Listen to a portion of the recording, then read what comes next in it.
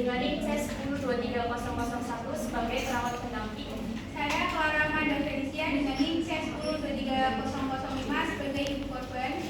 Saya Aulia Dedi Cahyadipur dengan NIM C10230006 berperan sebagai korban. Saya Siti Rahmawati dengan NIM C10230004 berperan sebagai korban lain. Saya Nisa Sakina dengan NIM C10230008 berperan sebagai relawan. Saya Disa Karima dengan NIM C10230002 sebagai ketua posko pengungsian. Saya Aulia Destinamani dengan NIM C10230003 berperan sebagai narator. Selamat menyaksikan. Suara sirine sangat terdengar. Suasana posko pengungsian tertib namun ramai. Lampu tenda redup dan beberapa warga terlihat duduk berkelompok. Beberapa hari setelah gempa bumi mengguncang kota Sukamulya, sebagian besar warga masih tinggal di tenda-tenda pengungsian. Selain luka fisik, banyak penyintas mengalami trauma psikologis akibat kehilangan dan rasa takut yang mendalam. Tim perawat dari relawan bencana datang tidak hanya untuk memberikan perawatan medis, tetapi juga untuk melakukan pemulihan psikososial melalui kegiatan trauma healing.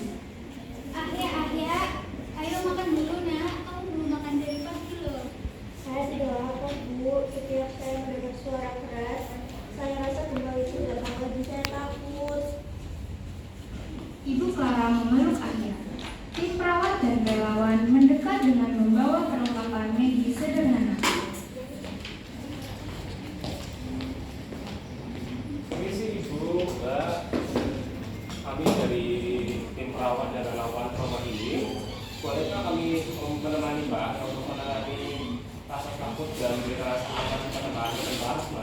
Iya Mbak, anak saya masih takut kalau mendengar suara keras. Baik, metode yang kita gunakan adalah metode terapi eksposur yang sebenarnya untuk mengurangi rasa takut dan memberikan rasa aman terhadap Mbak Ahya dan Mbak ya Ibu. Iya Pak. Adegan kedua, pengkajian dan edukasi. Tim perawat dan relawan duduk berlimpah bersama Ahya dan Ibu Clara. Rizka sebagai ketua posko mengamati dari jauh. Baik, Ibu Clara, Mbak Ahya, dan Mbak Rahma, sebelum kita mulai, saya ingin bertanya nih. Kira-kira hal apa yang Mbak Ahya takutkan ketika pada saat gempa itu terjadi? Saya berada di bawah reruntuhan, saya mendengar orang menjerit dan bangunan runtuh. Saya takut.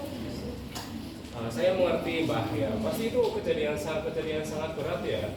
Nggak apa-apa kalau menangis itu hal yang wajar. Pasti kejadian gempa yang sudah menimpa Mbak Ahya pasti sangat meninggalkan trauma yang berat. Silakan untuk Mbak Nahi untuk menyampaikan hasil observasi pertamanya. Dari hasil observasinya, yang pertama kontak mata terbatas dan ekspresi masih cemas, tangan berkeringat dan tampak gelisah ya.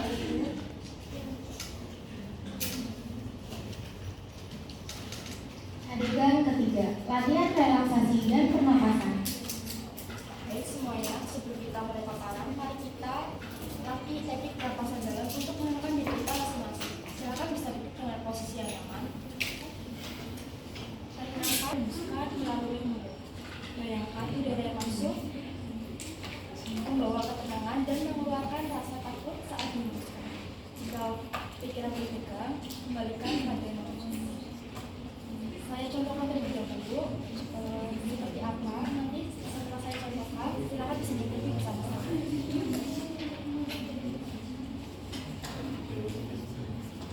Semua mengikuti dengan tenang. Ahya tanpa mengeluh. Silakan bisa diikuti bersama-sama. Tarik nafas. 1, 2, 3, hembuskan. Tarik nafas. 1, 2, 3. Tarik nafas. Semua mengikuti dengan tenang dan Ahya tampak mulai rileks. 1, 2, 3. Baik, Mbak Ahya, Mbak Rahma, silakan. Bagaimana rasanya setelah melakukan terapi eksposur ini?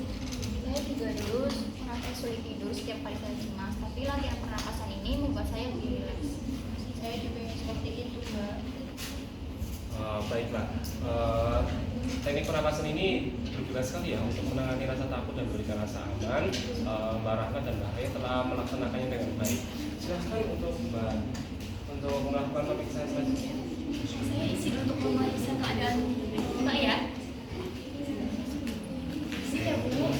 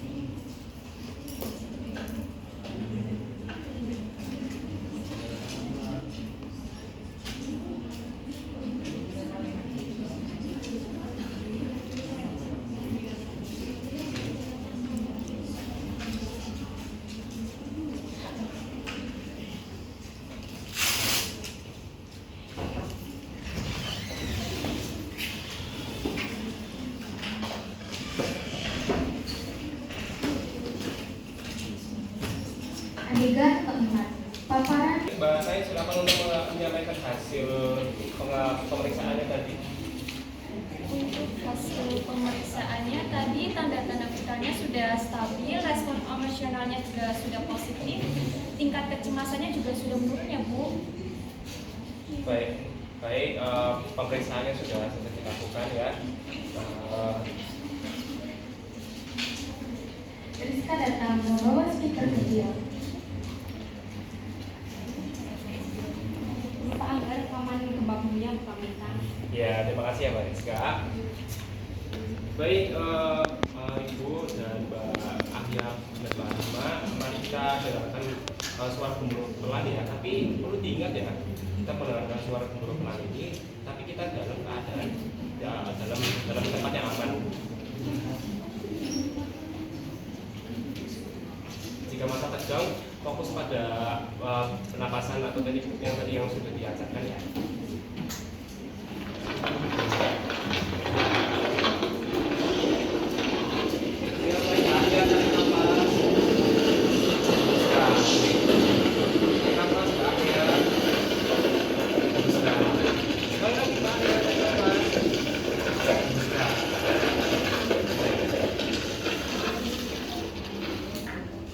Setelah beberapa detik, Ahya mulai menenangkan diri. Suara gemuruh pun berdiri. Bagaimana Mbak Ahya setelah tadi mendengar suara gemuruh yang sudah didengarkan? Saya tadi berdebat, terus malah sudah lebih tenang. Saya sudah mengajar tidak sampai. Ya, syukurlah Mbak Ahya. Terapi exposure ini berguna sekali untuk menghadapi situasi ancaman yang sebenarnya untuk memberikan rasa tenang dan memberikan rasa aman ketika menggunakan teknik terapi exposure ini. Iya Pak, terima kasih. Nanti saya akan ajarkan kepada anak saya Pak Ciden. Ya, baik. Kalau yang tahu nanti kita bisa latihan setiap Iya.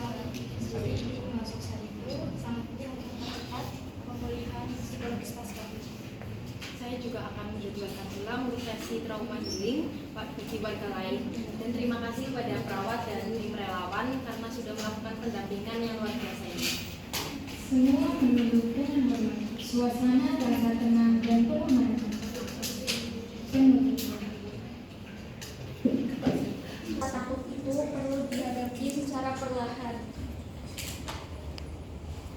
Saya pikir dulu saya tidak bisa hidup di rumah lagi, namun sekarang saya bisa menghadapi rasa takut ini dengan lebih tenang lagi.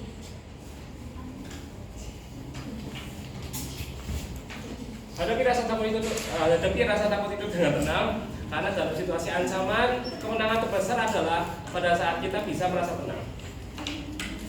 Dari puing-puing bencana, tumbuh harapan baru. Melalui exposure therapy, penyintas belajar menghadapi ketakutan dengan kekuatan diri dan dukungan sekitar. Pemulihan sejati bukan hanya menyembuhkan luka fisik, tetapi juga menenangkan jiwa yang terguncang.